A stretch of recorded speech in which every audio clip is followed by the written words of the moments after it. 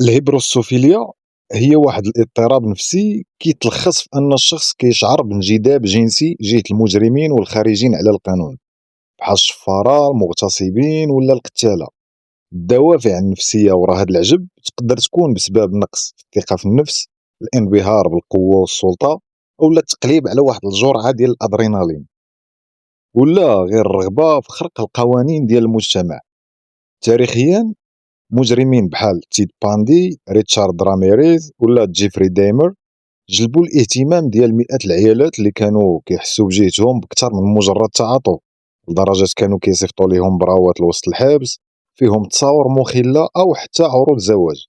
وهاد الظاهرة باقي كنشوفوها حتى اليوم مع حالات بحال جوهر تسارنايف، واحد من المتورطين في تفجير ماراثون بوسطن، ولا كاميرون هيرين اللي تحكم عليه ب 24 عام د الحبس مورا ما ضرب وقتل والرضيعه ديالها في سباق ديال الطوموبيلات كانوا دايرينه في الزنقه. بجوج بهم رجعوا هما الطوب ديال الطوندونس في وسائل التواصل الاجتماعي، وفين بزاف ديال البنات المراهقات والشابات بداو كيدافعوا على البراءه ديالهم غير حيت زوينين وكيبانوا في المظهر هما هادو، متجاهلين تماما البشاعه ديال الجرائم ديالهم. ونفس الشيء تقريبا وقع مع ويد ويلسون، واحد المجرم امريكاني قاسي وصدم العالم ماشي غير بالوحشيه ديالو ولكن حتى بالشكل ديالو اللي كيرعب ومثير في نفس الوقت. مسمينو قاتل ديدبول حيت سميتو بحال السميه ديال البطل الخارق ديدبول ديال مارفل. ويلسون رجع مشهور بزاف مورا ما بان في المحاكمه ديالو لابس مزيان ونقي، ولكن وجهه كامل عامر وشامات. واخا الجرائم ديالو كتقلب المعده، ناض عاوتاني الانجذاب الرومانسي عند الاف الدريات في السوشيال ميديا. هاد القضيه رجعت فتحات النقاش على كيفاش هاد الستيل ديال المجرم الخطير ولكن الجذاب كيقدر يغطي على الخطر الحقيقي ويصغر من المعاناه ديال الضحايا والعائلات ديالهم. مع 9 ديال الصباح ديال نهار الاثنين 7 اكتوبر 2019 جاو بزاف ديال الاتصالات للرقم ديال الطوارئ من عند ناس قالوا باللي شافوا اعتداء عنيف في واحد الباركينغ ديال الطوموبيلات ديال واحد المركز تجاري صغير كاين في سيبراس ليك درايف في المدينه ديال فورت مايرز فلوريدا. بدايه الحكايه كان الاعتداء على ميليسا مونتانيز على ما بان واحد خينا صحيح كان كيضرب واحد البنت بواحد الطريقه وحشيه في الزنقه. ملي وصلوا البوليس للبلاصه كان المعتدي هرب. الضحيه سميتها ميليسيا مونتانيز، عندها 22 عام، كانت كتعاونها صاحبتها وبعض التجار اللي تما. كانت واعيه ولكن نفهم هرس ووجهها كامل دم. ملي استوجبوها البوليس قالت لهم باللي هذاك اللي ضربها هو الصاحب ديالها، وكانت بيناتهم علاقه كانت تقريبا 6 شهور، وسميتو ويد ويلسون، عنده 25 عام. ميليسيا عاودت البوليس باللي الليله اللي قبل مشاو بجوج لواحد البار سميتو بودا في ماغريغور بوليفارد باش يشربوا ويدوزوا الوقت. تما تلاقات بصاحبتها سميتها ايمي وعرفاتها على صاحبها وبقاو مجمعين. في واحد اللحظه ويلسون مشى يهضر مع شي كليكه حدا البار، ومورا دقائق رجع وحاول يقنع ميليسا باش تمشي معاه للدار ديال شي دراري عاد تعرف عليهم تما باش يتعاطاو المخدرات، ولكن هي رفضات. البنت كانت عارفه باللي صاحبها مبلي ولكن ما كانتش مستعده تخاطر بهذه الطريقه غير باش ترضيه. مورا مناقشه خفيفه ويلسون هز السوارد ديال الطوموبيل ديال ميليسيا اللي كانت عطاتهم ليه قبل ساعات ومشى مع هذوك الغرباء وخلاها بوحدها في البار. صاحبتها ايمي عرضت عليها تبات عندها حيت كانت ساكنه قريب وشافت داكشي اللي وقع كامل. ميليسيا قررت باللي غتنهي العلاقه معاه وقالت لصاحبتها باللي ويلسون ماشي غير شمكار وما مسوقش، بل هو واحد الشخص عنيف بزاف. قبل ب3 شهور في شهر يوليوز كانت شكات به البوليس مورا ما عطاها قتله ديال العصا خلاتها مزرقه في بزاف ديال البلايص. واخا ويلسون تشد ديك الساعه بتهمه العنف المنزلي، خرج مورا ما ميليسا براسها شحبات الشكايه ورجعت ليه. البنت باتت عند صاحبتها وملي فاقت في الصباح لقات بزاف ديال لي زابيل من واحد النمره مجهوله. ملي جاوبات لقات صاحبها ويلسون هو اللي كان كيصوني. بدا كيرغب ويطلب السماحه على داك الشيء ديال الليله الفايته وقال ليها باللي وقعت شي حاجه خطيره ومحتاج المساعده ديالها في الحين. ميليسا وافقات واقترحات يتلاقاو في واحد الباركينغ ديال الطوموبيلات فين كاين المحل ديالها اللي كان عندها السبا في المركز التجاري في سيبراس ليك درايف. هاد المكان بان ليها امن حيت عامر بالناس وصاحبتها ايمي غتكون قريبه في واحد الطوموبيل الا وقعت ليها شي حاجه. الفكره ديال ميليسا كانت هي تواجه ويلسون تاخذ طوموبيلتها وتمسح هاد العلاقه بصفه نهائيه.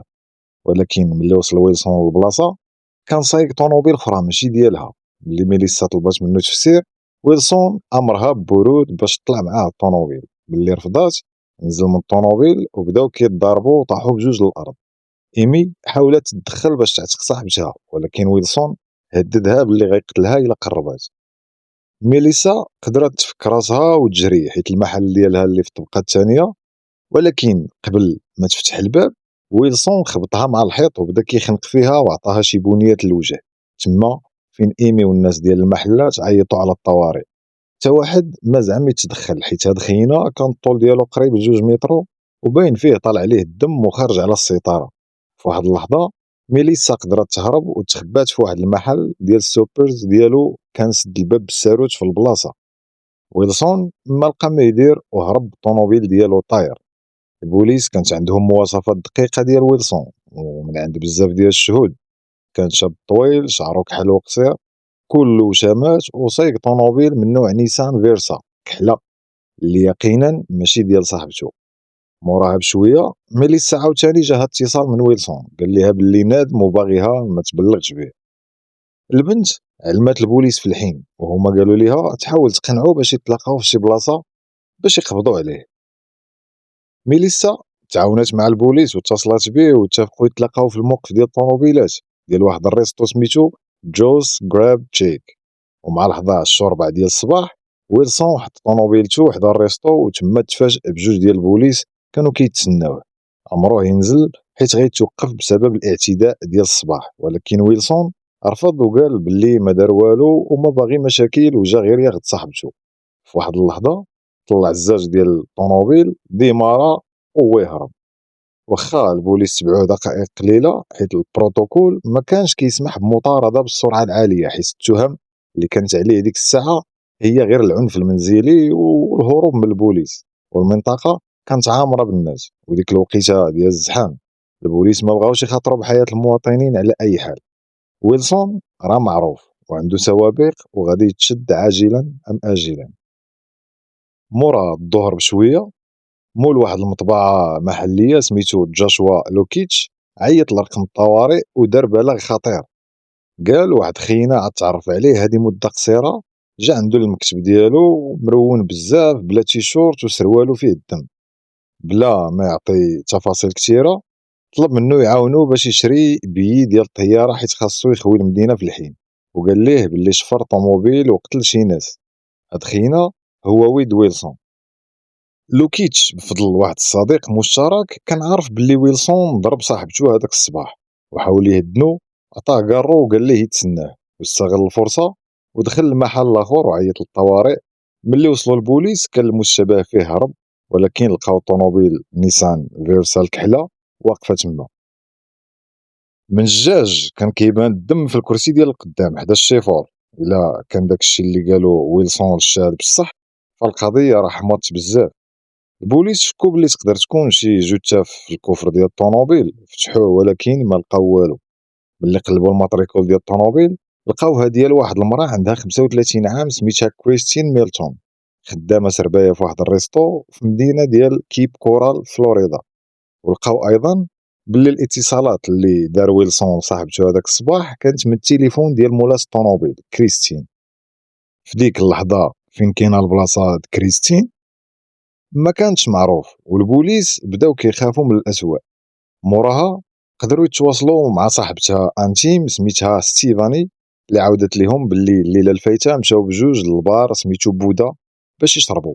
وفجاه واحد خينا بدا كيهضر معاهم وكان بان باللي باغي كريستين. كان راجل طويل رياضي جذاب وظريف وقدم راسو بالسميه ديال جي ار. واحد الشاب اخر سميتو جايسون انضم ليهم وبقاو مجمعين حتى الوقت سدان البار. جايسون قال لهم يمشيو للدار ديال ماماه باش يكملوا السهره ومشاو بربعه.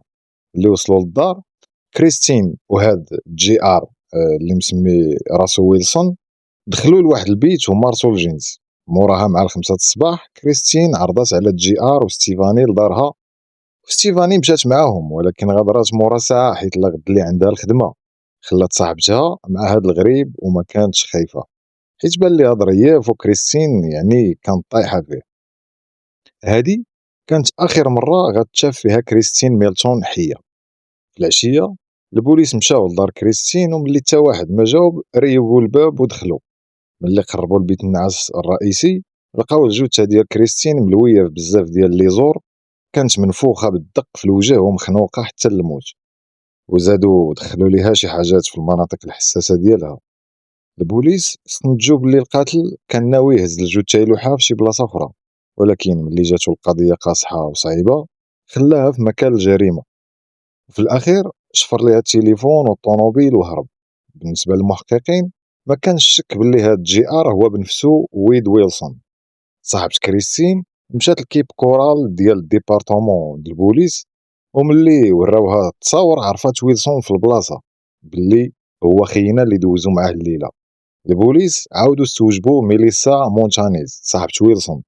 البنت تخلعات وتصدمات اللي عرفات صاحبها باللي ارتكب جريمة قتل، واخا اعترفات باللي شحال هادي كان قال ليها باللي قتل واحد خينا وشق ليه كرشو بجنويه، كانت ديما كيسحاب ليها غير كيفوح عليها او كيكذب وما كيهضرش بصح.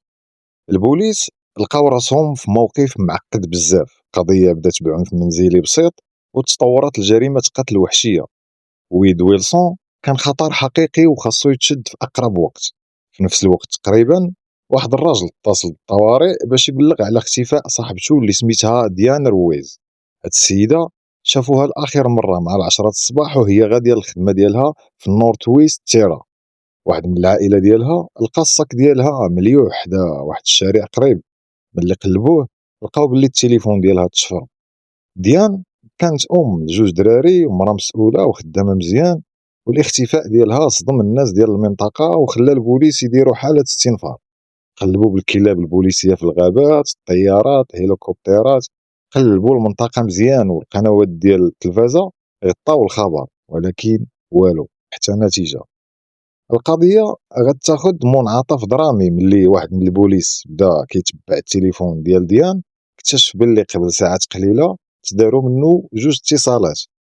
هاد الاتصالات كانوا النمره ديال ميليسا مونتانيز صاحبة ويد ويلسون. هنا المحققين تاكدوا باللي ويلسون ماشي غير مورا القتل ديال كريستين ميلتون، ولكن يقينا ديان رويز حتى هي ماتت على يديه. بزاف ديال الاجهزه الامنيه شاركوا في البحث على ويلسون، قلبوا الغابات البارات والديور المهجوره، تما فين قدروا يتواصلوا مع باه البيولوجي واحد خينا سميتو ستيف تيسكاسيكا. الاب قال بلي ويلسون عيط ليه جوج المرات هذاك النهار باش يطلب منه المساعده، كان باغي يخوي المدينه حيت قال بلي قتل جوج عيالات.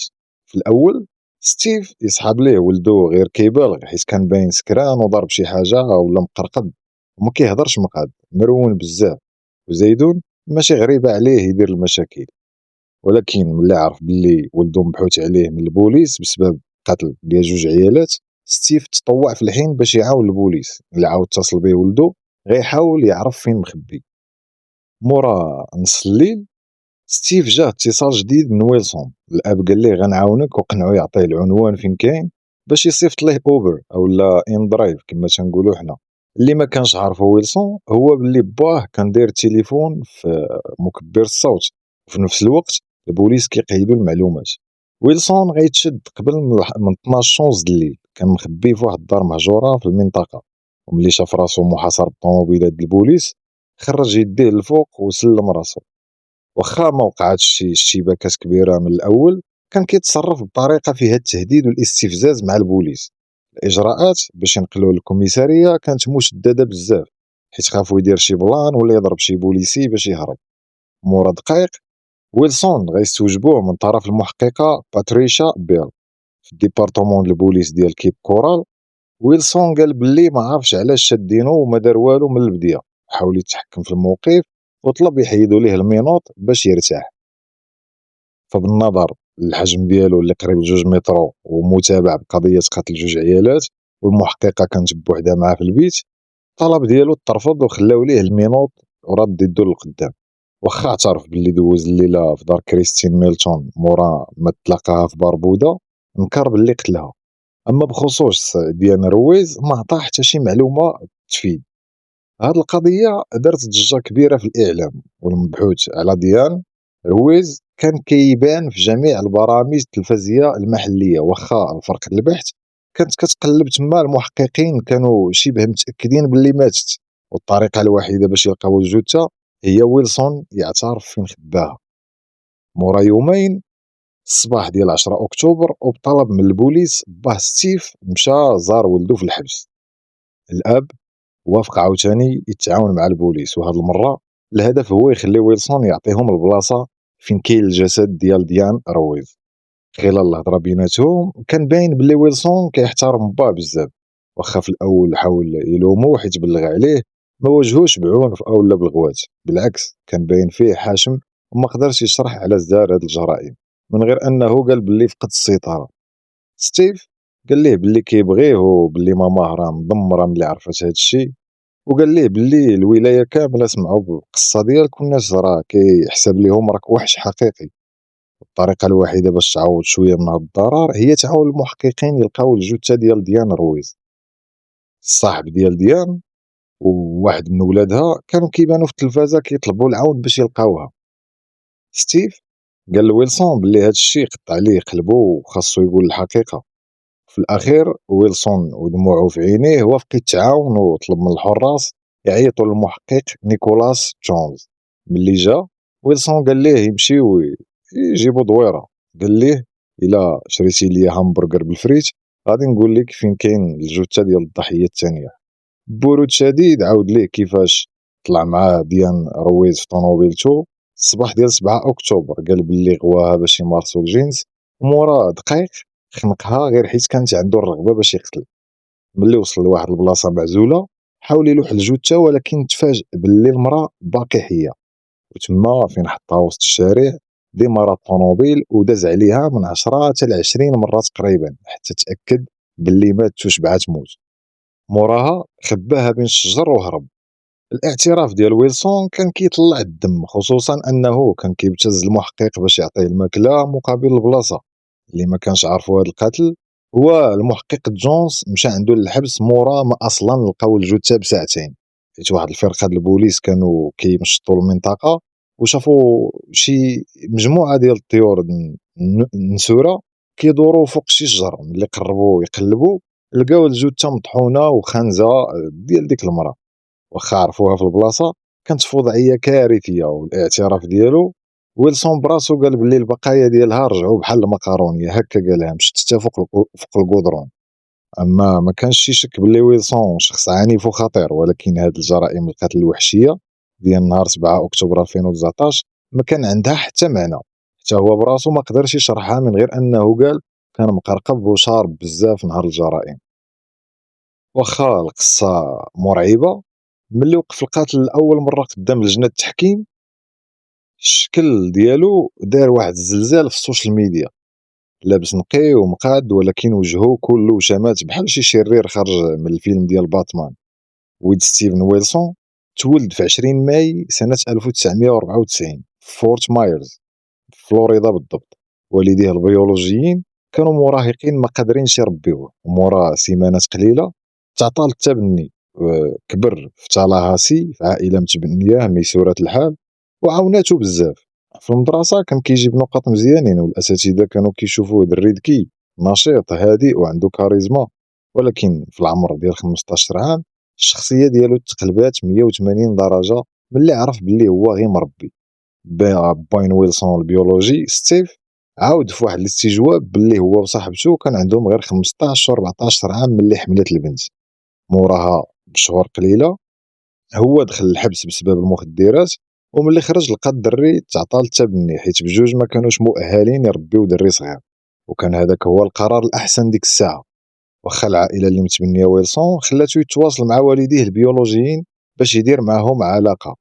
الدري كان حاقد وطير ليه ما فهمش علاش تخلاو عليه.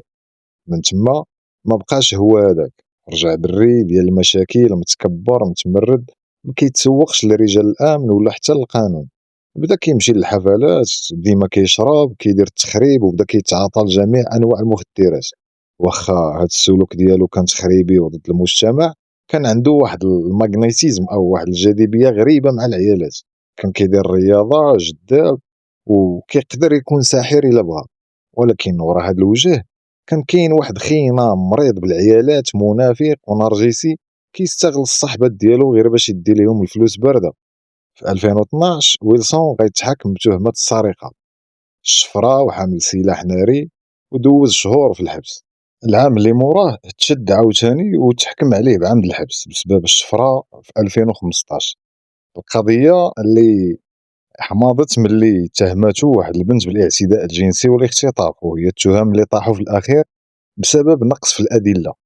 في 2017 دوز عقوبه حبسيه اخرى مورا ما تلاقى يعني لقاوه شافر سلاح ناري. في منتصف 2018 البوليس حققوا معاه في القصه ديال قتل الصاحب القديم ديال واحد البنت سميتها دينيس ويليامز. في الاخير البنت هي اللي تحكمات بتهمه المؤامره للقتل، بينما ويلسون خرج براءه حيت تبت باللي ما عندوش يد في داكشي. في اواخر هذاك العام ويلسون تعرف على كيلي ماثيوز في واحد الابليكاسيون ديال التعارف. بداو علاقه، في الاول كلشي كان مزيان، ولكن كيلي بدات كتلاحظ تصرفات غريبه. كان ديما كيطلب ليها الفلوس وكيخرج مع ناس مجهولين، وبعض المرات كيغبر ايام بلا ما يتصل بها. البنت فهمت باللي عنده مشكل كبير مع المخدرات وحاولت تعاونو، اقترحت عليه يدخل المركز سبيطار ديال الديتوكس او التخلص من الادمان. واخا في الاول وافق، موراها قلب الهضره.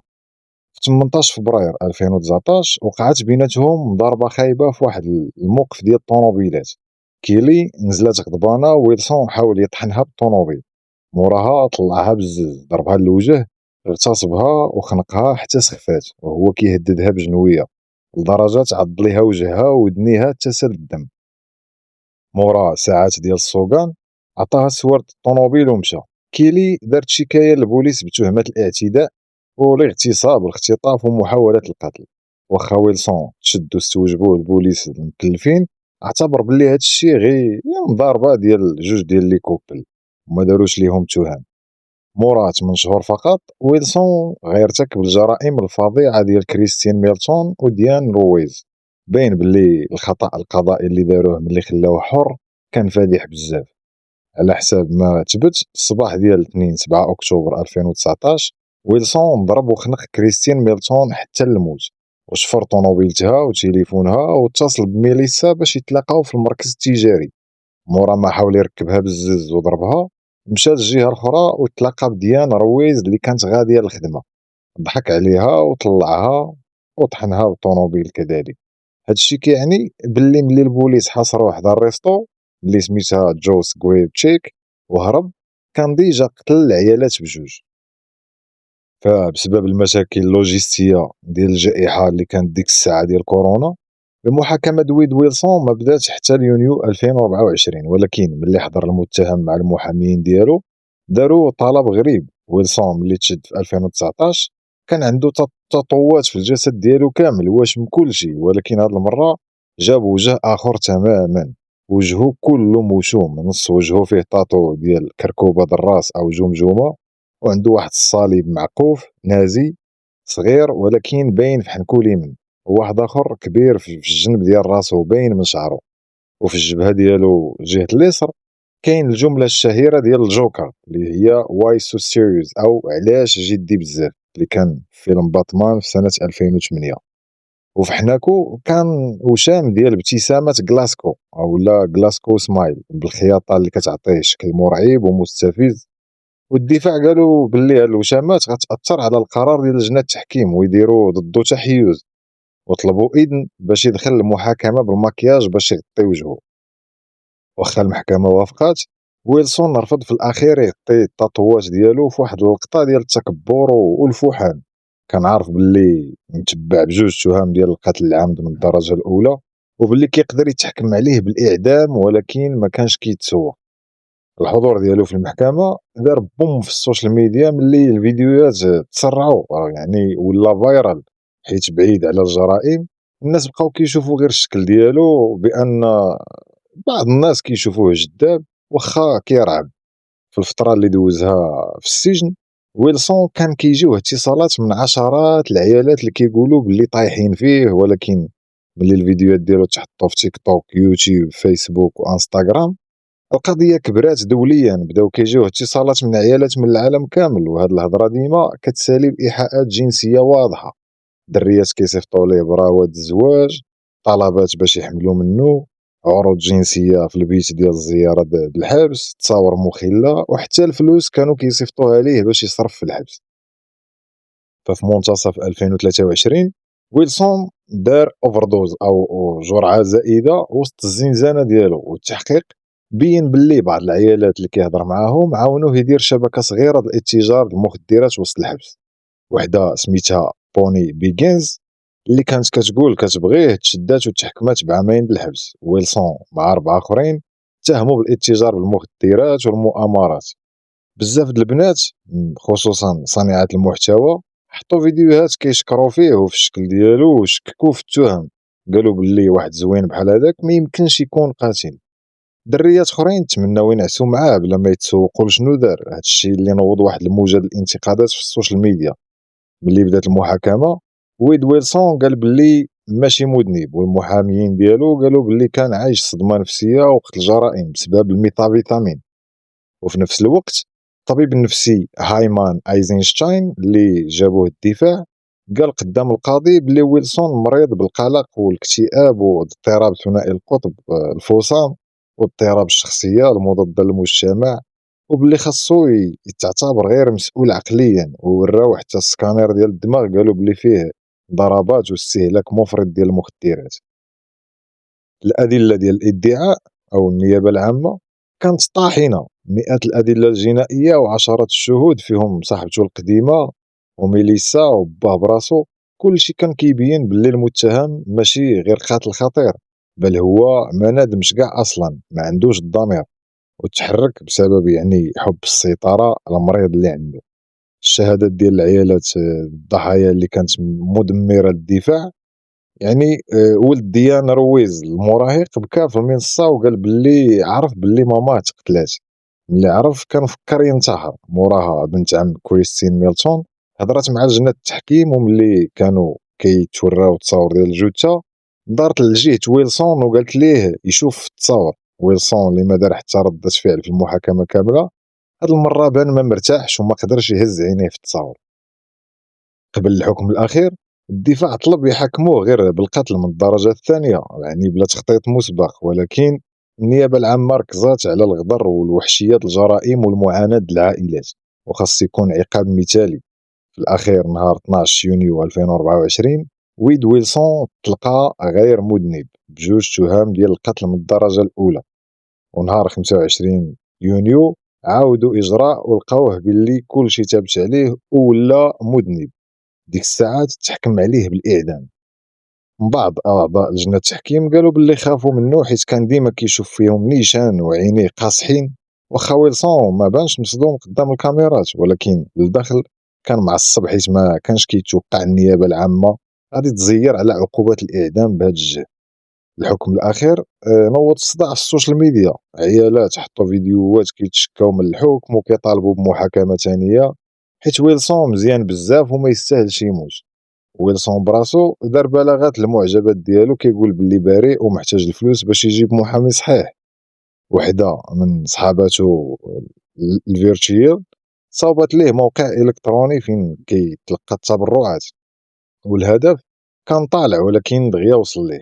عيالات من العالم كامل صيفطوا ليه آلاف الدولارات. ويلسون كان خبير في المناورة والنصب، وعاش حياته كاملة مستغل الزين ديالو والجاذبية السطحية باش يدي الفلوس. وحتى وهو في الحبس بسبب جوج جرائم قتل اللي جابانا كان باقي كينصب على الناس، وماشي غير العيالات اللي كانوا كيعاونوه، حتى الرجال كانوا كيعيطوا ليه يشكروه ويطلبوا النمرة ديال البنكة او الريب باش يصيفطوا ليه الفلوس. لدرجة واحد كان معاه في الزنزانه سميتو براندون تبهر فيه وبالشكل ديالو ومشى حتى هو دار نفس الابتسامه ديال كلاسكو في وجهه بالوشام. هاد الدري خرج موراها من الحبس ولكن تشد عاوتاني بالتهمه ديال القتل من الدرجه الثانيه. في السنوات اللي موراها ووصولا ل 2026 ويلسون كمل في المحاولات ديالو باش يبين باللي بريء، والمحامين ديالو طلبوا التبديل ديال حكم الاعدام بالمؤبد. القاضي حكم عليه جاو مئات الرسائل ديال العفو، واخا ماشي هذيك هي الجهة المكلفة بالطلب، ولكن هاد الشهرة الماكرة ديال ويلسون اللي رجعته رمز جنسي في عالم الجريمة تحت الأرض موراها بقليل. ففي 2025 تسربات تصاور جديدة ديال القاتل في الويب، وكانت بعيدة بزاف على داك خينا الجذاب والنقي اللي كان داير ضجة عام قبل. بان منفوخ، غلط بزاف، وباين فيه مريض. في جوج مكالمات فيديو مع المعجبين ديالو قال باللي كيوكلوه السم والكيماويات في الماكله د الحبس، وهذا الشيء هو اللي خرج ليه على صحته. ولكن الحراس ديال السجن قالوا باللي هو كيعيش حياه خامله وكسل، كياكل غير ماكله الزنقه او كما تيقولوا هما جونك فود، الحلاوه، وكيتقرقب بجميع انواع المخدرات، وهي البليه اللي كيمولها بالتبرعات اللي باقي كتوصلوا.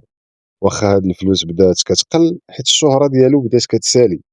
اليوم في 2026 ويد ويلسون باقي مسدود عليه في الكولوار ديال الإعدام أو الديث رو في الحبس اللي فيه حراسة مشددة في مقاطعة اللي فورت مايرز.